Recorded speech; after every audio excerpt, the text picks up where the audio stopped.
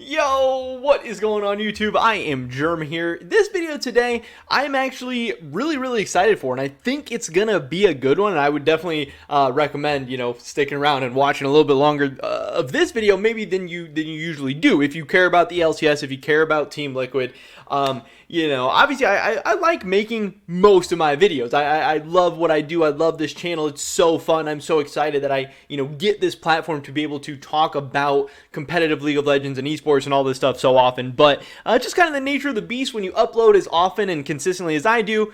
Not every video can be as exciting, not every video can be as bangery, but I love especially getting to cover breaking news as it's happening, the big stories, and I love covering stuff that's flying under the radar a little bit that I think should get more attention and that deserves more attention, and having this channel helps me bring light at least to more people about some of these stories. And this video today is about that second category, something I think flying a little bit under the radar, some pretty big exciting news for Team Liquid and their fans and LCS fans and Western League of Legends fans. It's just overall a good story that I think is pretty exciting. So definitely drop a like if you guys do enjoy this video. I would appreciate that a ton.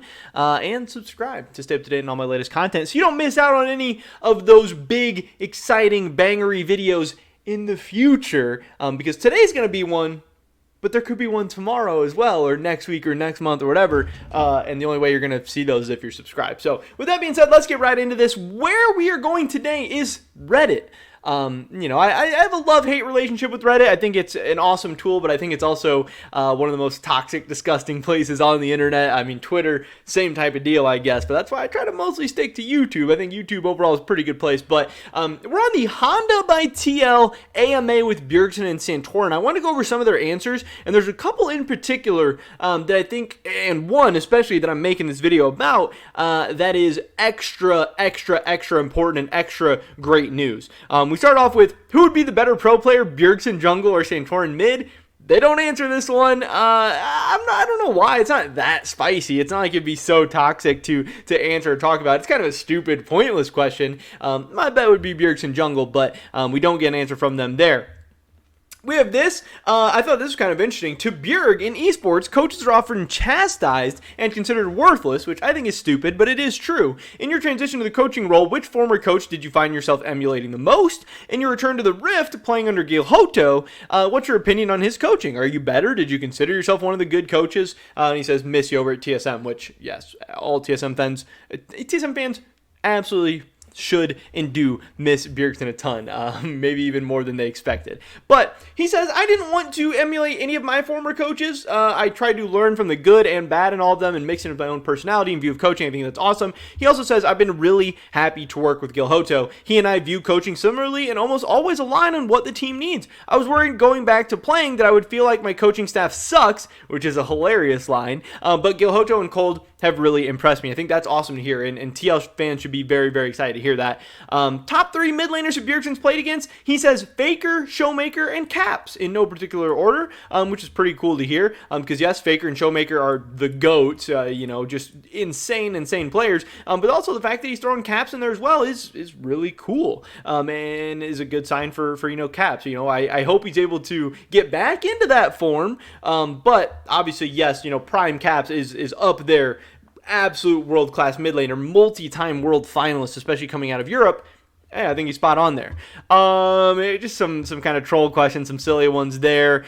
This is a cool one. Bjergsen, how's the transition been for you going from the primary shot caller on your teams to playing with other strong voice players? How do you taper your instincts to be the coach that's unifying voice to allow other players to lead? Bjergsen said, it's been good. I appreciate having vocal teammates to discuss the game with. I speak up when I feel like I have a unique or valuable perspective and take more of a listening and following role when I feel like others are more knowledgeable around the particular subject or part of the game.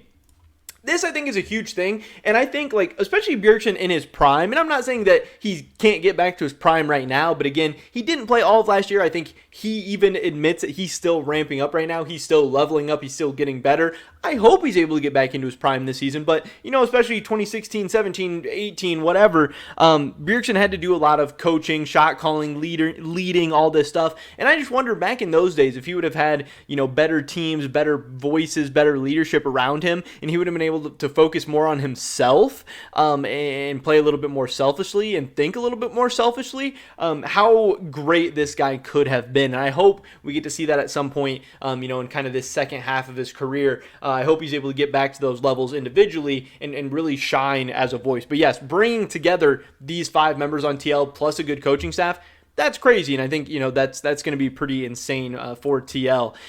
We have a couple other things. When will Bjergsen pull out the Akali? Maybe in Game 5 finals against C9. He says he's saving it for the right moment. That TSM Bjergsen Akali game still so disgusting.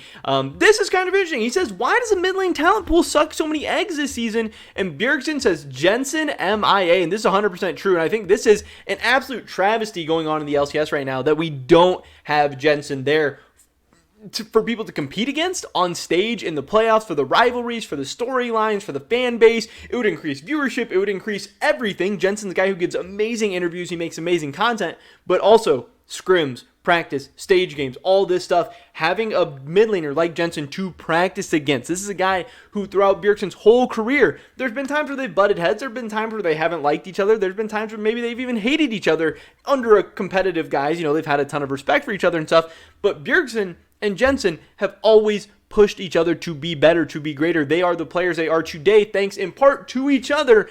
And not having Jensen in the mid lane this season is an absolute travesty, and it's just a shame. And I hope he's able to come back very soon, because I do think that the LCS needs him if they want to be as great as they can possibly be.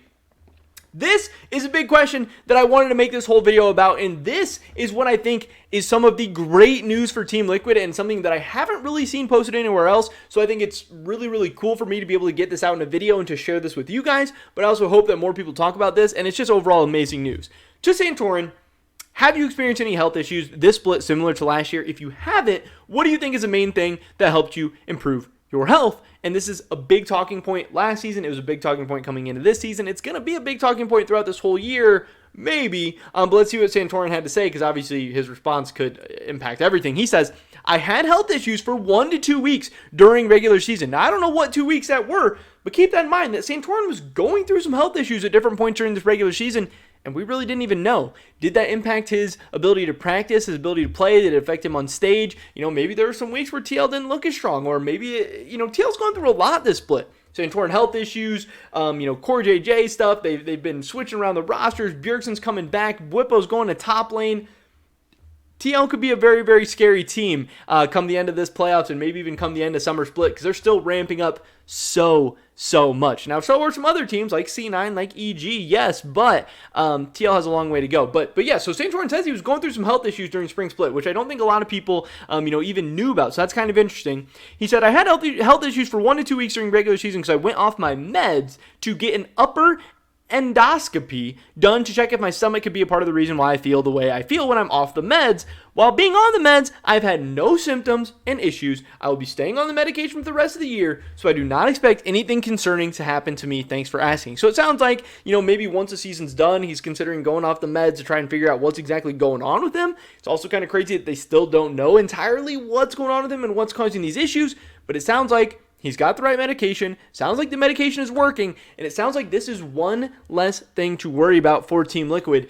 Because, again, Santorin was great last year, but he had health issues. He couldn't always be there during the big games. He couldn't practice and play as much as he wanted to, and he missed some games. He overall was just not on the riff sometimes for Team Liquid. And, again, that was a big risk. That was a big concern coming into this year, because this TL team has even more expectations than last year. Santorin is a major part of this team. If this team has to go to playoffs or MSI or Worlds with Armeo instead of Santorin, that's going to be a big issue. Or if they have to go to MSI playoffs or Worlds with Santorin playing at 50, 60, 70, 80, even 90, 95%, that's going to be an issue. This team needs all 5 of their players playing at 100% if they want to accomplish their goals, which is going to be competing for MSI titles, competing for world titles, going to semifinals, going deep in tournaments.